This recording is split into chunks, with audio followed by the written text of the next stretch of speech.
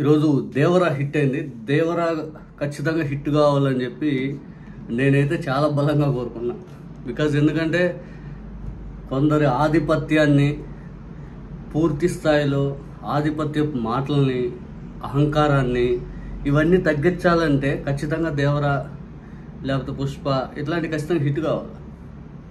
ఖచ్చితంగా ఎంతలా హిట్ కావాలంటే వాళ్ళు రెండోసారి కొందరు అహంకారపూరితమైన మాటలు ఇవన్నీ రావాలంటే భయపడేలాగా. ఎందుకంటే మేమే, మాదే అనే ఆలోచన కొంతమందికి ఉండకూడదు. ఇది అందరిది అనే ఆలోచన ఉన్న వ్యక్తులు ఈ జూనియర్ ఎన్టీఆర్ కానీ, లేకపోతే అల్లు అర్జున్ కానీ, లేకపోతే మహేష్ బాబు కానీ, ఇట్లాంటి వాళ్ళు చిన్న చిన్న సినిమాలు కూడా వాళ్ళు ప్రమోట్ చేయగలుగుతారు.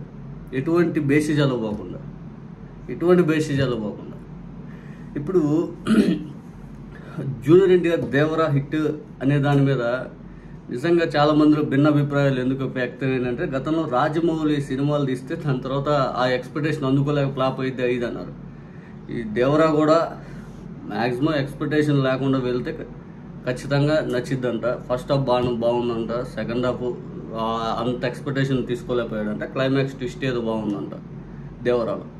ఫైనల్గా రేటింగ్ దాదాపు 3 ఆ మధ్యన ఇచ్చారు. నేను రివ్యూలు చూసే మాట్లాడలేదు. నా ఫ్రెండ్స్ చాలామంది వెళ్ళారు. నేను ఇంకా సినిమా టికెట్లు దొరకలేదు కాబట్టి నేను వెళ్ళలేదు. నేను బహుశా సాయంత్రంలోపు వెళ్ళొచ్చు, లేదా ఫ్రీనెస్ చూసుకొని ఇంకెట్లా రేపు వెళ్దాంలే అనుకుంటా ఉన్నా. కానీ దేవరా మాత్రం సినిమా అయితే బాగుందంట.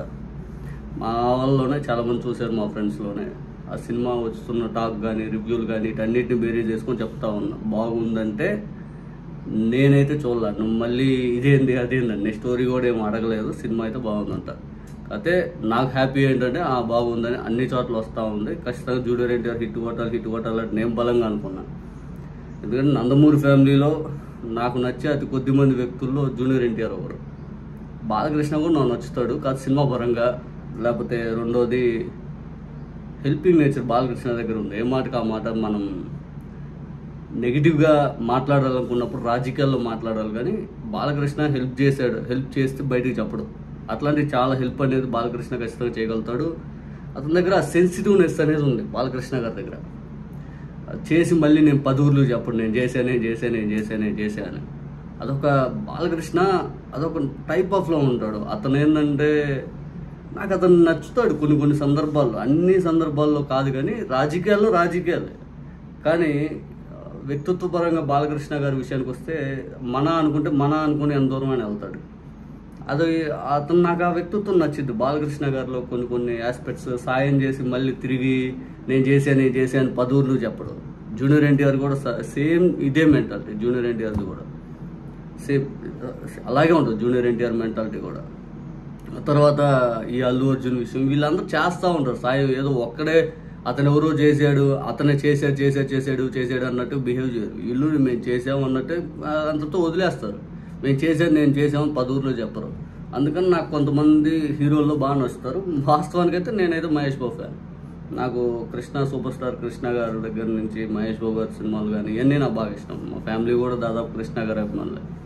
అంటే మా చుట్టుపక్కల ఉండేవాళ్ళు, మా ఊరే కృష్ణ గారి అభిమానులు. బికాస్ మేమందరం కాంగ్రెస్ ఫ్యామిలీ నుంచి వచ్చిన వాళ్ళం కాబట్టి కృష్ణ గారు దాన్ని సపోర్ట్ చేశారు పొలిటికల్గా. 2 సినిమా పరంగా కూడా కృష్ణ గారి సినిమాలు ఫస్ట్ నుంచి ఎక్కువ మంది ఈ రెడ్డిస్ అనేది ఎక్కువ కృష్ణ గారిని లైక్ చేసేవాళ్ళు. అంటే మా క్యాస్ట్ ఈక్వేషన్లో కూడా రేవంత్ రెడ్డి గారు కూడా కృష్ణ ఫ్యాన్ కాబట్టి కనుక్కోండి, చూడండి ఇట్లా ఉండేది. ఫైనల్గా